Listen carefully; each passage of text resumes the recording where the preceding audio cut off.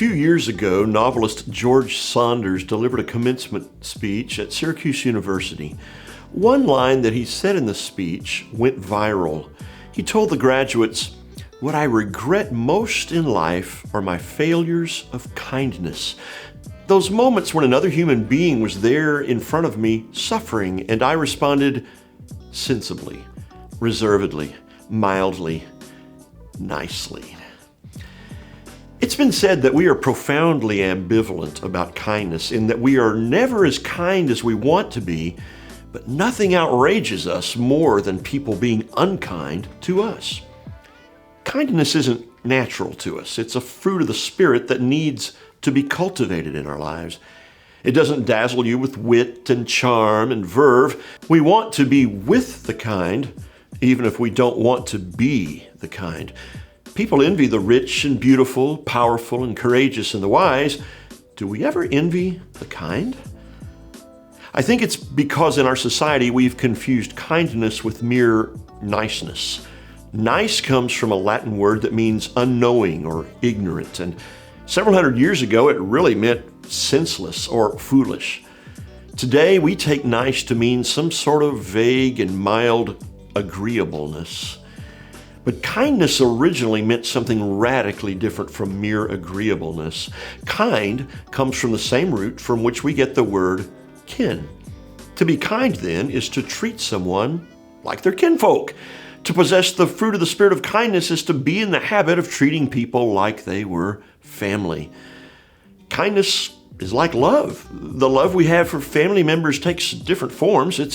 It's not all Christmas mornings and movie nights, but love is always seeking and celebrating the good of that other person, and the same is true of kindness. Now, envy is long considered the opposite of kindness. Thomas Aquinas called envy a sorrow for another person's good. Think about it. It's natural for us to celebrate a family member's happiness or success. When something good happens to someone in our family, it's like it's happened to us. We share in that good rather than envy it. To seek and celebrate the good for others is then to treat them as family in this way. This is what it means to be kind. And there's a passage in the Bible that illustrates this so much better than I can. It's the story in 1 Kings 3 of King Solomon's wise judgment in the dispute between two women, each claiming an infant as her own. One woman had accidentally smothered her child in the night and swapped her dead infant for the other woman's living child. Unable to tell which woman was the true mother of the living child, Solomon stated that he would settle the matter simply by dividing the child in two with a sword and giving one half to each. The woman who agreed to this horrific solution obviously was not the child's mother. She would prefer for the living child to be dead than for the other woman to have what she no longer had. Her response reveals both her envy and her lack of kinship to the child. The child's true mother reveals both her kinship and her kindness in desiring the good of the child, his very life, even if the other woman were to have him instead of her.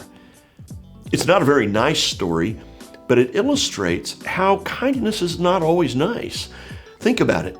Sometimes loving a family member requires gentleness, sometimes toughness, often perseverance, always honesty and truth.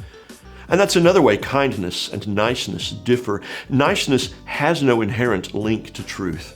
See, truth is not always pleasant or agreeable.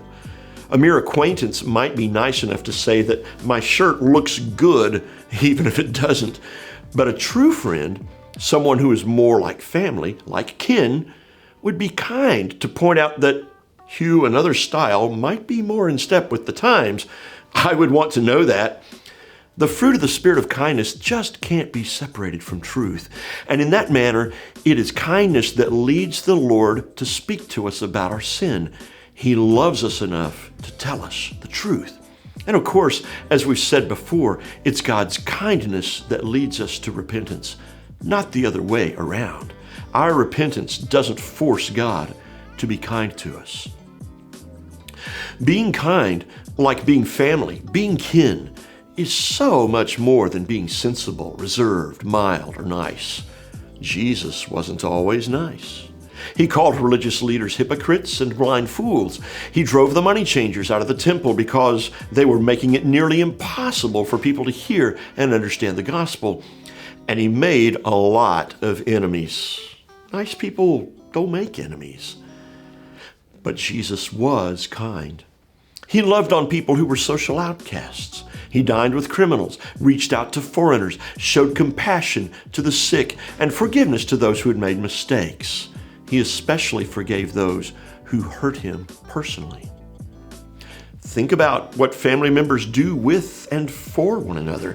Family members share space and meals. They share bathrooms and bedrooms. They witness one another's bodily sounds and smells. They argue over who should get the last red velvet cupcake, who they should vote for to be president, and whose turn it is to clean up the dog's vomit on the living room rug. Family members share funny and embarrassing stories about one another. They infuse one another's memories into one another, and their stories get passed down time and time again through the years until they aren't even sure who had the experience and who merely observed and retold it. Family members wipe the noses and change the diapers of both the younger and the oldest family members. They are there when other family members are born, win success, find love, grow old, get sick, and when they die. Beloved, you and I are kin. We are kinfolk. We are part of the family of God. As family members, we don't get to choose what family we're born into, nor do we get to vote on who comes into the family of God. Our calling is not to judge them or simply be nice to them. Our job is to love them as kinfolk. Seems like something Jesus would do.